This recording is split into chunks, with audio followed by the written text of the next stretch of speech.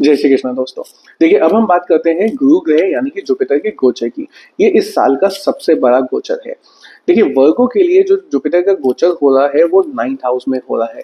यानी कि आपकी कोई हायर एजुकेशन चल रही होगी या आप कहीं लंबा घूमना चाह रहे होंगे, इस इंडिया के बाहर आप जाना या अपने देश से बाहर आप जाना चाह रहे होंगे, आपको उसमें बहुत फायदा होगा। लेकिन कहते हैं कि गुरु जहाँ बैठते हैं वहां तो फायदा देते ही देते हैं, लेकिन जहाँ उनकी दृष्टि होती है, जहाँ वो देखते हैं, वो जगह हमारे लिए अमृत बन जाती है। उस जगह के हमारे को बहुत ज़्यादा फायदे होते हैं।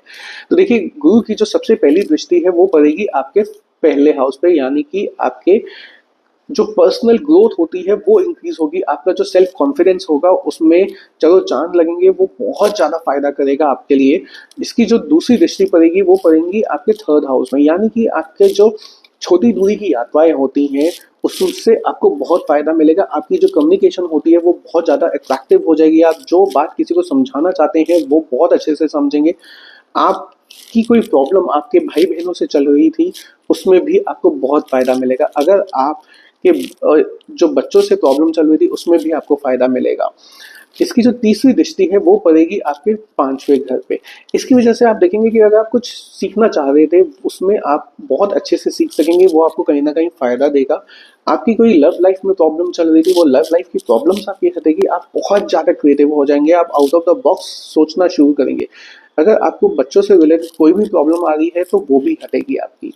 देखा जाए तो ये जो पूरा साल है जुपिटर के गोचर का, ये आपके लिए बहुत ज़्यादा लक लेके आएगा, आपके लिए ट्रैवलिंग लेके आएगा, जिससे आपको फ़ायदा होगा। आपको ओवरऑल ग्रोथ जो है वो इंक्रीज़ होगी, आप हायर एजुकेशन की तरफ जाएंगे, आपकी स्पिरिचुअलिटी में इंटरेस्ट इंक्रीज़ होगा।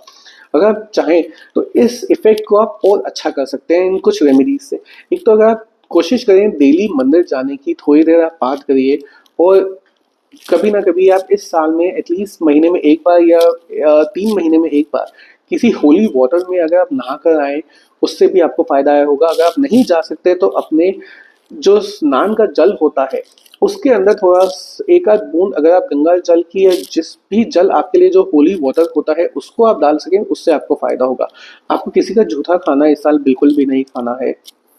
कोशिश करिए कि डेली स्नान के बाद आप केसर का तिलक करिए, और सोने से पहले अगर आप गणेश स्तोत्रम का पाठ करेंगे तो उससे भी आपको बहुत ज़्यादा फायदा मिलेगा दोस्तों। जय श्री कृष्णा दोस्तों।